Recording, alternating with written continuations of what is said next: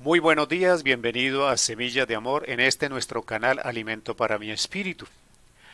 Hoy vamos a tratar un tema que hemos titulado Es tiempo de que el juicio comience por la casa de Dios. Nosotros, como creyentes, como cristianos, debemos tener pautas, parámetros muy claros, haber desarrollado criterios cristianos también muy definidos. Pero a veces pareciera que la enseñanza de la palabra no llega a la profundidad de vida en nuestros corazones. Hay dos elementos que nosotros debemos recordar con relación a Cristo Jesús. Y creo que el primero lo conocemos perfectamente. Nosotros somos el objeto del amor de Dios y por eso Cristo viene y se convierte en nuestro Salvador. Y eso lo entendemos, lo manejamos, lo predicamos, lo enseñamos y quizás lo vivimos. Pero la segunda parte que nosotros debemos tener en cuenta es que Cristo también va a ser la persona que va a enjuiciarnos, la persona que va a estar determinando el juicio sobre nosotros en el fin del tiempo. Entonces, Cristo representa tanto la parte del amor de Dios en nuestra salvación, como también representa la justicia de Dios en el momento final. Cristo es el amor de la salvación, pero también es la justicia de nuestro juicio. Y a veces a nosotros se nos olvida ciertas cosas. Nosotros fuimos llamados a través del Evangelio, a través de la vida y el ministerio de Cristo, a que nosotros fuéramos testimonio en el mundo, testimonio del amor de Dios, del amor de Cristo. Fuimos llamados al ministerio de la reconciliación, a la palabra de reconciliación. Dicho de otra manera, nosotros fuimos llamados a ser mostrados por Cristo Jesús y por el Espíritu Santo al mundo como aquellos que actuando bajo la dirección del Espíritu en obediencia a la palabra recibimos bendición, protección y todas las cosas que usted conoce que Dios hace por usted.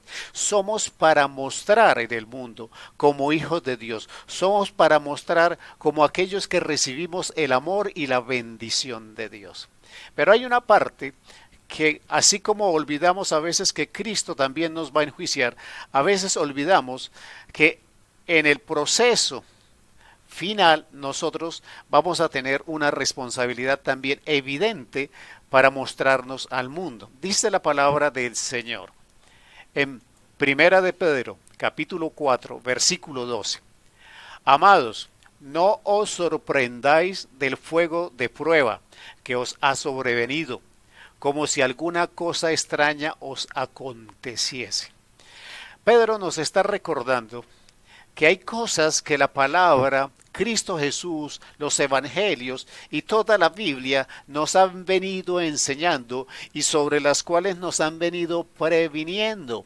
Una de esas cosas especiales es que Cristo nos dijo claramente que en este mundo tendríamos aflicción y que no temiéramos porque Él había vencido al mundo. Pero no quiere decir que la aflicción haya desaparecido. Y Pedro nos dice, no se sorprendan de la prueba, del fuego de la prueba. No se sorprendan porque no es una cosa extraña, es una cosa que nosotros debemos conocer y debemos saber.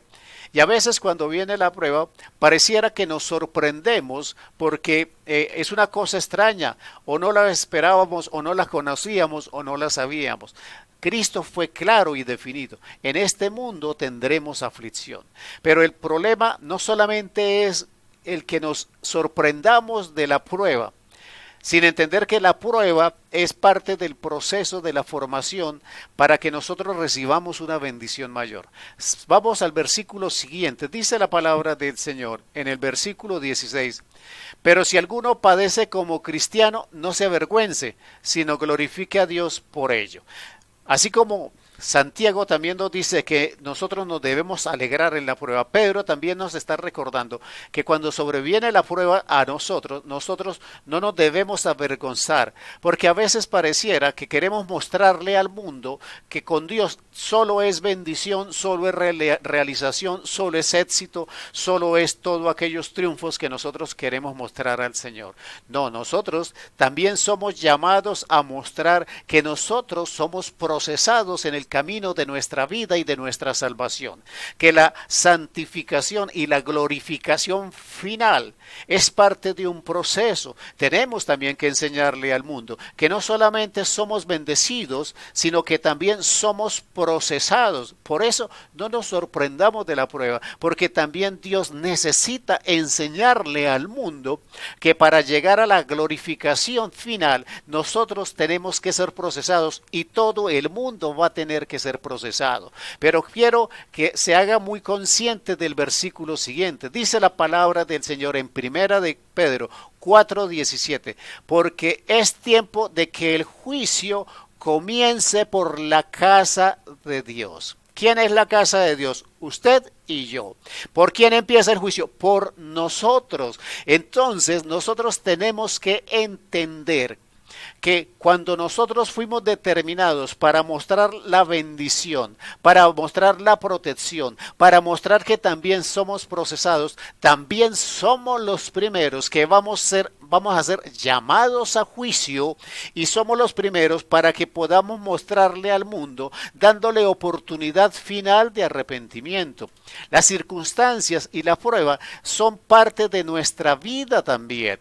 O sea, la palabra nos está diciendo que si vienen los tiempos finales, tenemos que estar lo suficientemente preparados porque el juicio empezará por la casa de Dios y la casa de Dios somos nosotros, dice la palabra.